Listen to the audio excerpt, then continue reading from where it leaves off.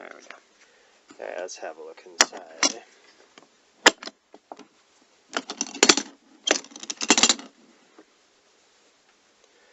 Alright, on the top layer we have these three tops here.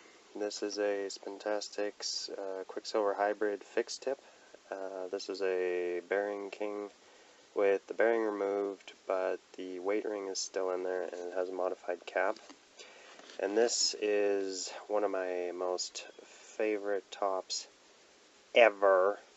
This is obviously a Spintastics HP Hornet. I love it. Love it, love it, love it. I'd play with this over the STB 2.0. Seriously, I would. It's that, oh my god. Alright, moving on. We have this bag full of string here, all important string. That string there is for a gusting, one of the larger ones. This is a bag of odds and ends, top miscellanea, buttons, tips for Bearing Kings and ripcords, some launchers for some ripcords, and those are some gaskets, sync gaskets for the STB 2.0 to lock the tip down. Over here we have a bag that I usually carry my tops in my larger bag when I go out.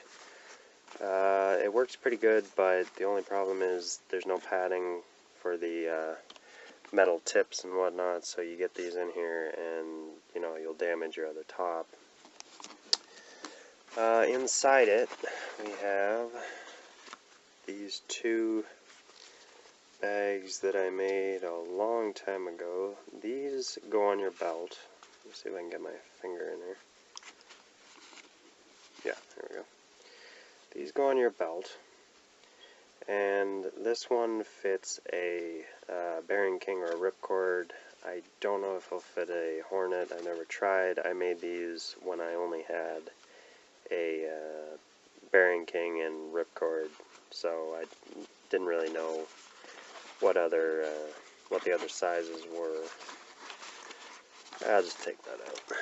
And over here we have an STB 2.0. I've labeled this one number 1 because I have two of them. One that I went ahead and opened up, and that's the one I play with. But then I bought a second one just to have a backup, just in case something were to happen to the first one. So that's why this one's labeled number 1. Over here we have a micro top, 2 micro tops actually. Let's see here. That's number 87, and this is number 82. 82 is a solid one, and 87 is a, 87, where's the focus? Yeah, it's not focusing. Wait, there we go. 87 is a hollow one. Now in this bag here, we have, I think 4? Yeah, 4 unopened Komas, direct from Japan. Not like really expensive ones, just the cheap battling kind that have the wood and the iron, or not iron, steel ring around it. I have one of them open in the bottom layer. And this is Ermagerd. This is string that came from Mr. Neff. This string is just absolutely awesome. I love it. I love it. I love it. I love it. Oh, and there's a beautiful string in there. Beautiful. It's a what color is it? It's black and what color is it? It's black. Hold on. It's hard to do with one hand. I don't know if you can see that down there, but it's green and or kind of turquoise and black and sort of a brownish burnt orange. Oh my god, that's beautiful, beautiful string, and it works great. I really appreciate that. Thanks, Mr. Neff, for sending that to me. And alright, let's go to the second layer, shall we? Oh, and that's a string from Yo-Yo Expert, but it's got the Spintastics button on it because it's amazing button design. Love it, love it, love it, love it. Alright, let's try to keep this from rolling off the table, shall we? Alright, let's get this foam out. And here we go. Start from this side. We have a Spintastics Quicksilver Hybrid. This is a bearing. I don't know if I can spin this with one hand or not. No, I can't spin it with one hand. It's got no tape on it right now. I don't usually use a bearing tip, but, you know, for bearing stuff that I have used it for, I really enjoy it. This is an empty space for something, I don't know what. Here's the coma. This is just, you know, your standard coma. I really like it though. It really plays well for, I think I paid $15, which was just outrageous, I realized, but I mean, in Japan I'm assuming these are going for like basically dollar store items probably. Alright, moving on, we have a Quicksilver Hybrid black with gold splash. Here's another one with black and gold splash. I have two. I have never used these. I just absolutely love the paint job on these. Love it, love it, love it. Okay, put that back in there. This is a Spintastics Hybrid, Spintastics Quicksilver Hybrid fixed. I played with that once, but that one's just a backup for my blue one. I like the blue a lot better. And we have 1, 2, 3 Trompo Grandes, one of which I have played with. This is the one I learned to snap start with. So this was a very, very valuable tool. I found that this one was the easiest one to learn how to snap start with. Moving on, we have this with all of the ripcords and bearing kings because these are not going to get damaged. I have, this is a ripcord, but I put a bearing in there, so it's actually a bearing tip now. You don't see a white bearing king very often. So I got 1, 2, 3, 4. Wait, 1, 2, 3, 4, 5, 6 of these ripcord slash bearing kings. I don't know which one's which. And then here's the 1, 2, 3 backups for my HP Hornet. Yeah, I can't get over how the thing is so stable, eh? It's just unbelievable how stable it is. I really love it. Really love it.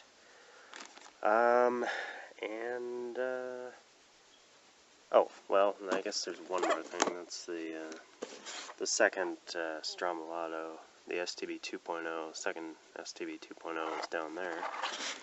But other than that, that is all that's in here. Now, I had to pay about, I think it came up to about $60 for the padding in the toolbox. But, you know what? If it saved these three from being damaged, you know, it's paid for itself right there, eh? Let alone, you know, 2 of these STB 2.0s and all these Quicksilver hybrids. You know, you look at all this that's invested in this, and $60 really isn't that much, eh? You know. So anyway, that's about all that's in here. Now this is the entirety of my factory-made Spintop collection, but oh, actually no, it's not. I have a BC Champion red and black paint with a metal tip, and the first top I ever owned is a wooden one, and there's a little antique one, but other than those three, this is the entirety of my factory-made collection. And yeah, so anyway, I hope you enjoyed, and y'all take care. Well, it turned out I was a bit wrong about exactly which tops I had. I forgot about this Bearing King. This Bearing King is pretty special to me because this is the first Bearing King I ever got, and this is what I started doing tricks with. And here's something in the back here that's interesting. I haven't seen one of these for sale, at least, for a very long time. This is a counterweight that came with my Bearing King, and those are some tips, but I don't know, that seems like too many tips for just one Bearing King. But there those are. But that dice, I have not seen. I don't know if these come with the yo-yos as counterweights, but that hole seems a bit large, eh?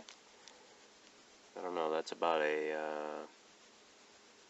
3/16 hole there. Anyway, there's that. And this one is, I think this is, if I had to run out the house burning, and I could only take one top, this would be it. This is my very first top that I ever owned. And you don't get a patina on it like that unless you play with it for years and years and years. This used to have a normal tip on it, like you know, like the standard tip design. But it don't no more. That really served me well, and the only way I'm able to wind this now is I put a very small groove with a saw file around here, and that makes it to where you can still wind it with the original string I had for it. Well, actually, no, not the original string. The original string, I don't know what happened to that. I had to replace it, and it was kind of a thin string, and it worked with the with this gap. So, but that one right there, that's a really important top to me. Yeah. Anyway, moving on. Here's this. I got this at a thrift store. It's one of those generic whip top / throw top, you know, random, almost dollar store. That's just I think that's just a tack in the end. But you know what? I think I only paid $1 for it, so you can't go wrong paying $1 for a top. And it's pretty heavy too. It's compare it to the. It's as heavy as that Bearing King there, which is kind of surprising. Eh? I don't know what that's made out of. Very hard wood of some kind or another. Alright, putting that aside. And here we have a BC Champion. I'm pretty sure this company is out of business now. And I am just grieving over the fact that I ever threw this thing, because the paint job on this was just absolutely beautiful. It was a deep red and like this pitch black, and I don't know if the camera's gonna pick this up, but I had this when I was like 10 or something, and I didn't know better than to be throwing this on concrete, and I don't know how in the world this tip survived as well as it did. It's kind of rounded. It was pretty sharp when I got it. Now it's very rounded. I haven't thrown this guy in a really long time. It's a bit tall and unstable, so I don't know. Anyway, there that one is. You don't see these anymore BC champion. And last but not least, I have this little guy. I really enjoy this little fella. This is a, I don't know what size this is. There's it compared to a Baron King right there. There's it compared to the Baron King. It's got this little round steel, yeah, focus. Come on. Alright, I think that's about, yeah, there we go. It's got this little little steel tip on it. I really like it. Now this does not have a crown on it. So a little bit difficult to wind, in my opinion. I'm not really used to winding crownless tops. But yeah, I got this at an antique show. I think I paid 15, maybe it was 20. More likely to have been 20, I think. But I tell you right now, I enjoy this one. I haven't thrown it in about 10 years, but I just everything about it. It's really light, and just the whole feel of it. It's just a really nice top. It's got some residual paint. There's some red paint, and I think the original paint job on it was red, white, and blue. Because I don't know, this camera's not picking it up, but there's like these little faint patches. Anyway, there that is. So that, along with the box, is the full extent of my top collection. Anyway, hope y'all enjoyed.